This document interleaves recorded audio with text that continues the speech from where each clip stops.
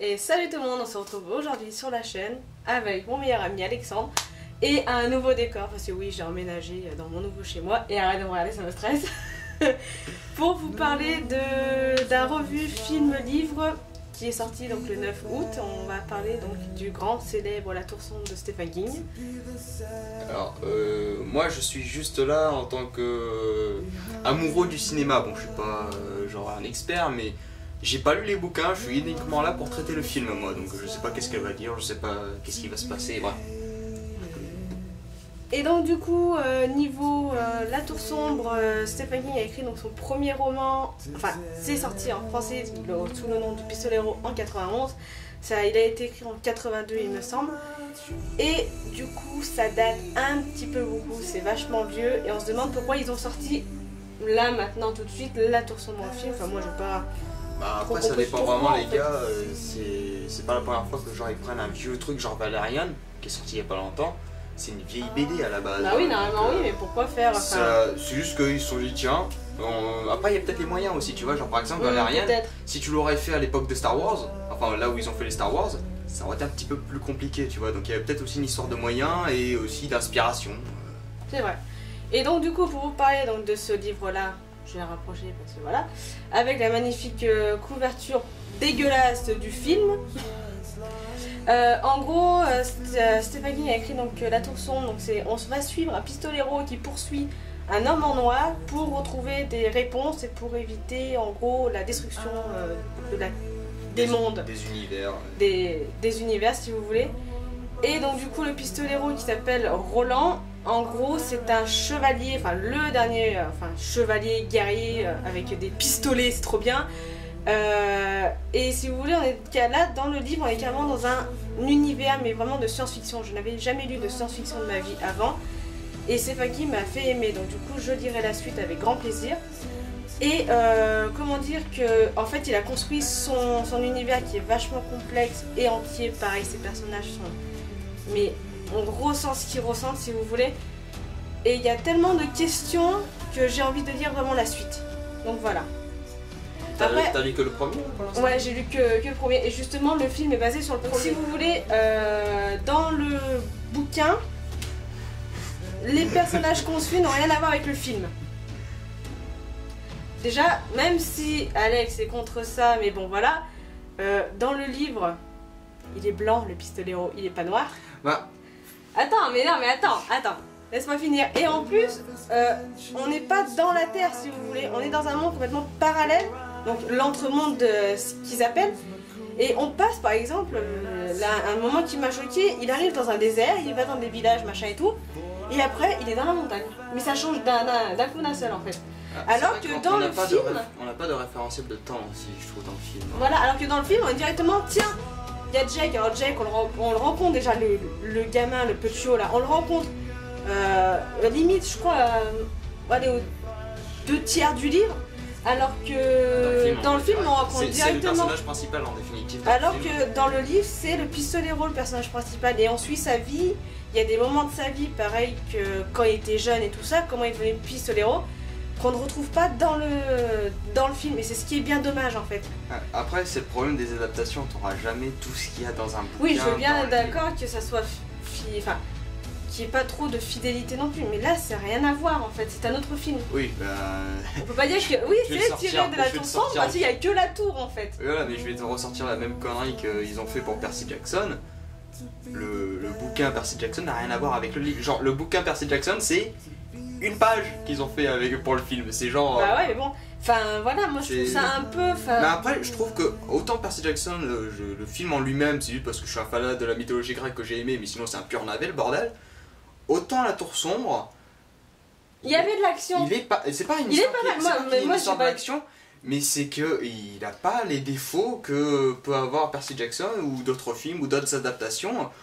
le film en lui-même est bien, je trouve. Enfin, Ah oui, moi il j'ai est à bien. voir. Après, je dis ça, mais ça fait quoi qu'on l'a vu 4 jours à peu près là. Ouais. Donc les souvenirs sont un peu au fur et à mesure disparus, mais j'ai encore les restes. Mais moi j'ai beaucoup aimé, mais il y a certains moments, enfin, ils auraient pu faire une continuité par rapport à l'histoire, tu vois, Oui, du film après, principal. le film dure combien de temps, je crois, genre 1h47 je crois, Ouais, 1h40. pratiquement 2 heures. on les voit clairement pas passer. Moi, je les ai pas vus Moi non passer plus. ces 2 heures. Le truc, c'est qu'il y a beaucoup d'informations, beaucoup de trucs qu'on te rabâche. Il y a de l'action, un peu de narration, et ça s'enchaîne vraiment bien. Le Oui, truc. mais pareil, les monstres qu'il y a dans le livre, là, les langues mutants, Les trucs ouais, voilà. Dans le livre, c'est pas comme ça. C'est, si tu veux, les langues mutants qu'il y a dans le livre qu'on rencontre plusieurs fois, si tu veux, dans le film, ils ont des têtes de rats, quoi. Alors que normalement, c'est des espèces de zombies. Déjà ça. Ouais. Et puis pareil, tu C'est ne une sais adaptation. pas. Mais oui, mais tu ne sais même pas ce que c'est. Comme bête, ils te le disent pas. Ah, c'est vrai que ça, il y a des trucs qui manquent, mais à mon avis, c'est uniquement basé sur le premier bouquin, là, c'est ce Oui. que j'ai compris. Ils ont pas fait genre un film avec les 7 tomes dedans. Non, bah j'espère pas parce que. Bah de toute façon, non, parce que le gamin. Spoil coupé dans 30 secondes. Le gamin, là-dedans, il meurt, hein, Jake. Hein. Ah, donc voilà, donc. Donc c'est en fait, le film n'a rien à voir. S'il y a une suite dans ce cas-là, ça va du coup faire un effet boule de neige et il n'y aura plus du tout la même histoire qu'il y a là-dedans, quoi. Voilà, c'est pour ça on peut dire oui, c'est la chanson tirée de Stephen King, mais remasterisée par. Tu vois. Après, de ce que j'ai compris aussi, genre le gamin on le voit vraiment qu'au milieu du livre, alors que là on voit vraiment la vie du mioche du début à la fin, on voit sa mère, on voit qu'il a des problèmes familiaux, Alors on voit qu'il a des cauchemars et tout ça au milieu des nuits. Dans le bouquin de ce Ça que j'ai par compris. contre, il a. Enfin, entre guillemets, bah, dans le livre, il y a Jake, en fait, si tu veux, il est mort, il s'est pris un camion, et en fait, là déjà le fait qu'il voit un peu, on va dire, des visions en fait. Ouais. Ça a été repris. Mais pareil, la mère, on l'a que par les paroles de Jake. Non, alors que Que là, la maman mère, a dit ça. Alors que là, Catherine Unique. Catherine Unique. alors que là, la mère, elle est là. En plus, on savait même pas qu'il avait un beau-père. Dans le livre, je crois qu'il en a même pas de beau-père. Je crois qu'il vivait tout seul avec sa mère. Non, là, je vous dis ça, c'est vraiment au tout début du film qu'on apprend ça. Hein. C'est Ouais, genre que le gamin, C'est il avait vraiment, le un début. père pompier qui a eu un accident et que depuis le temps, il a pas réussi à faire la passe. Voilà, et qu'en fait, Il pour a pas lui, réussi dans à le tourner la film. page et. Alors que pour lui, dans le film, en fait, c'est. Par rapport au père, c'est pour lui, il voit des psychologues par rapport au fait que bah, il fait ces rêves-là, ces visions-là, parce qu'en fait c'est à cause bah, de l'accident la mort qu'a de eu son son. père. Ouais, c'est ça, ouais. Alors qu'en fait, non, il prévoit le. Non, en fait, c'est un médium, le gars. Ouais, c'est ça, ouais. Il a un Shining. Ça m'a marqué ça. Shining. Mais le Shining dans le livre, le Shining du film, ça n'a rien à voir Non, non ce qui me plus. fait marrer, c'est qu'ils font. Quand il arrive pour la première fois devant le portail pour aller justement dans le désert, il y a un démon qui apparaît ou je sais pas quoi, genre, enfin, soi-disant un démon majeur qui fait en fait c'est que du bois, tu vois. Et il a juste à dire stop, et le truc il s'écroule, il meurt instant. Je sais pas pourquoi. Et après on nous sort, tu as un Shining incroyable, tu te dis. Enfin, moi personnellement, je me suis dit, ouais, What the fuck, moi, j'étais- dans ce cas-là, c'est peut-être le pouvoir qui a fait qu'il a battu le démon, quoi, donc il va le réutiliser. Et à des actions plus tard, était en mode, mais utilise-le ton putain de Shining. Et non, au final, ça se résume à la force dans Star Wars, c'est C'est exactement ça, pareil. c'est ça, ouais. C'est genre, il communique par la pensée et c'est tout. C'est tout. C'est ça. Alors que, je sais Exactement pas, on met des éléments au début et on s'en sert pas après, je trouve ça dommage. C'est. Bah oui. Ouais, ouais, non, C'est mais un des défauts du film, mais il est bien le film et je continue à dire que franchement je l'ai beaucoup aimé. Oui, mais moi aussi, j'ai beaucoup aimé. Voilà, Moi, je suis quoi. Il y a bloquée des avec le questions livre, qui en sont, fait. il y a des trucs qui sont mis et qu'on n'exploite pas et c'est dommage. Mais franchement, ça c'est un livre, il faut le lire, mais lisez le livre avant de voir le film. C'est un conseil. Je sais Parce pas, que moi moi- j'ai pu voir le film du coup sans avoir lu le bouquin, j'ai pu l'apprécier. Ah je oui, préfère- moi j'ai mais pas moi fait ça. je préfère Mais ça. moi je préfère mieux le sens de Voilà. lire le livre avant de Chacun voir sa le film. méthode. Personnellement, comme pour Person Action, j'ai vu le film en premier et ensuite je me suis intéressé au bouquin. Et à partir de ce moment-là, j'ai pu me faire une réflexion et tout ça. Et je sais pas, je trouve qu'en fait, lire le livre avant, ça te gâche le film. Pareil, ce qui est bien par contre dans le roman, c'est que on peut Il y a voir des images. le pistolero, enfin voilà quoi. Il est là Voilà, blanc. après, pour revenir sur. Parce que tu avais entamé le sujet tout Bah à voilà, l'heure. regarde, il est blanc, hein, il est pas noir. Oui, voilà, ce que Jack. je voulais dire, c'est que tout le monde. Par contre, Jack il est blanc. Et dans le film aussi ou pas? Il me semble qu'il est brun, le gamin. Ouais. Et de toute façon, c'est une adaptation, et même dans tous les cas, j'ai envie de dire. Merde, comment il s'appelle là Idris Elba, c'est ça? Ouais. L'acteur qui fait le pistolero, c'est vraiment un bon acteur. Et le problème, c'est que tout le monde nous dit, ouais, le whitewashing, ils appellent ça, je crois, par rapport justement à rendre des personnages qui ne sont pas blancs à la base, comme il y a eu le problème avec Ghost in the Shell. Faut arrêter de se plaindre, même dans Marvel, où justement, bah, c'est le même, je crois qu'en plus c'est même lui qui joue Heimdall, qui est noir, qui est un dieu nordique, qui joue un dieu nordique noir. Mais il incarne tellement bien ces personnages que ça m'a pas choqué en fait. Voilà, il a le jeu d'acteur et faut arrêter quoi. On va pas se priver de bons acteurs qui peuvent vraiment remplir le rôle parce qu'ils sont de la mauvaise couleur, c'est des conneries. Oui, faut mais arrêter pareil, ah oui, un truc même aussi. Ça peut être un choix artistique aussi. Oui. Et non discriminatoire. Oui, discriminatoire, ça se dit, oui, tu peux le dire. Oui, pour éviter ça aussi. Voilà, donc après franchement, à la place de Idris Elba, je vois pas qui aurait pu le faire. Après, par contre, par rapport à l'homme en noir, par contre, je suis dans le livre, par contre, il y a un truc qui me chagrine, c'est qu'il rigole tout le temps, c'est qu'il est comique, c'est qu'il cherche la merde en fait. Alors que dans le film, il est méga sérieux, l'acteur en plus, il est dégueulasse, moi j'aime pas ça se Il est pas sérieux dans le film, je suis pas d'accord. Dans le film, non, il fait trop sérieux. Dans le film, t'as pas lu le livre, donc du coup tu peux pas comprendre. Dans le film, clairement, sans avoir vu le bouquin, il fait pas sérieux non plus. Il a une manière de faire. Tu peux paraître comique. Un petit ton ironique, surtout. Il y a beaucoup d'ironie dans la manière dont il fait. Il est beaucoup ironique, mais le problème c'est qu'il. Enfin, tu vois que dans le livre, il est ha ha ha tout le temps. Et après, il est. Non, mais en même temps, ça serait chiant d'avoir un gars qui rigole tout le temps. Dans ce cas-là, tu vas voir Batman avec le Joker, ça revient au même. Bah oui, bon. Et non, franchement, je trouve que le personnage était intéressant. Bon, malheureusement, on n'a pas eu le temps de le creuser parce que 1h45, là, ça n'a pas suffi visiblement pour vraiment creuser. Deux ou trois fois. Voilà. On le voit quelques fois, oui. Alors que dans le livre, tu le vois. Mais après, l'acteur, je suis pas d'accord. Une fois, deux fois. Je suis pas d'accord dans le fait qu'il est moche. Enfin, qu'il. Moi, j'aurais mieux vu. Il fait son rôle. Après, je suis d'accord que. Ian Hiddleston. Voilà, Tom Hiddleston, Tom Hiddleston, c'est vrai que lui, il aura pu remplir le rôle. C'est vrai, mais bon. Parce que justement, il joue tellement bien Loki que j'aurais fait à sa place. Par rapport au. Je t'ai dit que l'homme en noir, il a un charisme, ce gars. Il a la prestance. Mais l'acteur, je sais plus comment il s'appelle d'ailleurs, l'acteur qui joue l'homme en noir. En plus, Matthew. En tout cas, je trouve qu'il nous joue pas mal. Il remplit son rôle. On aurait peut-être pu trouver mieux. Il aurait pu avoir pire aussi. Mais non, il remplit sa part des choses. Il est bien. Ah oui, ça j'ai pas compris, mais bon, par rapport au livre, justement, j'aurais par rapport au fait vu, que tu dis qu'il est trop sérieux, non, il est pas trop sérieux. Moi je trouve qu'il fait trop sérieux. Par rapport au livre. Oui, par rapport au livre. Vu que je l'ai pas lu, je peux pas te dire. Bah ouais, c'est pour ça. Moi, dans le livre, j'ai l'impression de revoir Loki dans Avengers le 1, quoi. Tu vois, sa façon de se comporter, sa façon de faire. Oui. Complètement con, le gars qui cherche la... Con mais calculateur. Oui, voilà, mais c'est ce qu'il est dedans. Genre un peu à la Jack Sparrow, mais en méchant. Voilà. Mais c'est ce qu'il est dans le livre. Il est charismatique. Charismatique et calculateur. Et en plus, ce qui est bien dans le livre, c'est que comme en fait, à un moment, on arrive dans une espèce d'auberge avec un monsieur, un paysan avec son corbeau. Et en fait, t'as le pistolero le soir qui raconte l'histoire du village d'avant, en fait, de Tulle. Et en fait, t'as l'homme en noir qui réanime un gars qui a mangé justement, qui chiquait l'herbe du diable, ils appellent ça dedans, et en fait il en est mort à cause de ça, et l'homme en noir l'a ressuscité. Et si vous voulez, en fait, quand le pistolero est arrivé après lui, on voit qu'il a tout calculé pour que les villageois manipulent en fait lui-même le pistolero. Pour qu'il reste dans le village et que l'homme en noir puisse aller loin. C'est pour ça, c'est fou en plus. Et en plus, c'est comme tu vois, en fait, t'as un moment, t'as le chapitre où t'as le pistolero à Tulle, et t'as le pistolero qui couche avec une bonne femme, et la bonne femme raconte justement quand l'homme en noir est arrivé.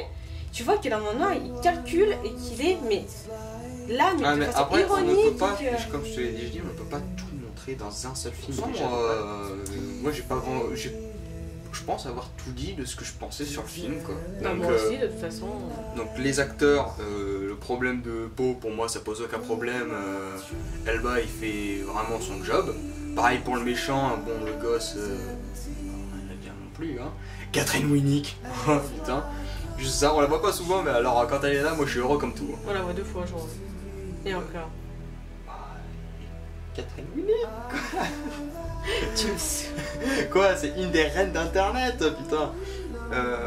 Ensuite, qu'est-ce qu'on a mentionné? Oui, bon, ça s'enchaîne très vite.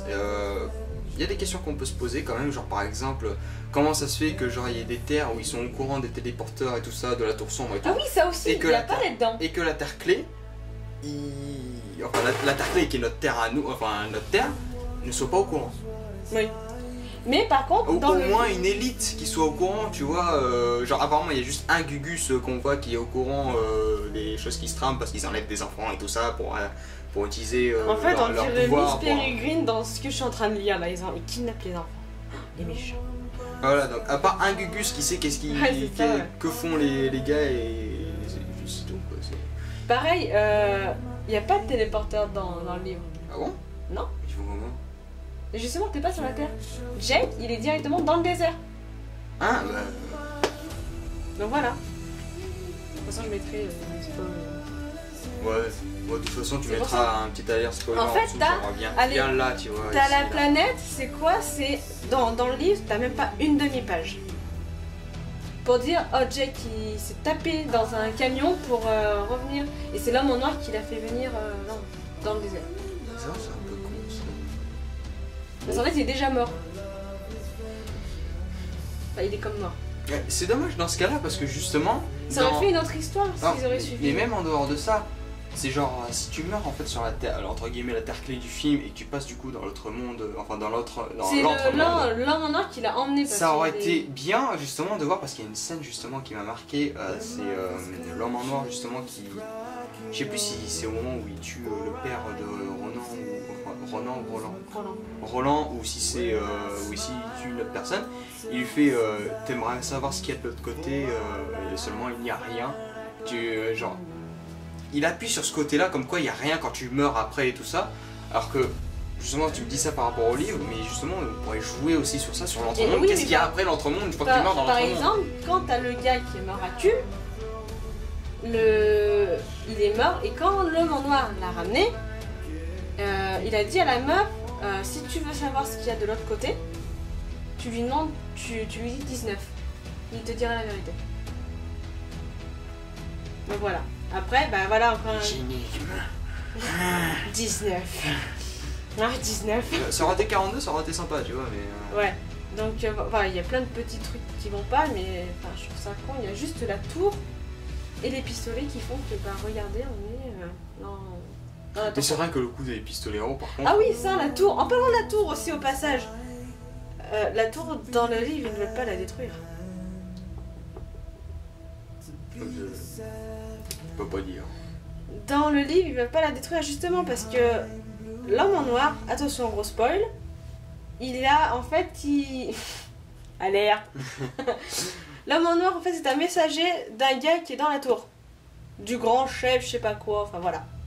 Qui fait que il veut détruire le monde et que lui il est Ouais, en protégé fait, dans sa à partir tour. du moment où elle m'a dit ça, je suis complètement perdu parce que dans ce cas-là, le film n'a absolument rien à voir. C'est pour ça. Et quand ils kidnappent des enfants avec leur putain de Shining, bordel de merde, et qu'ils détruisent la tour, tu te dis, attends, I'm home.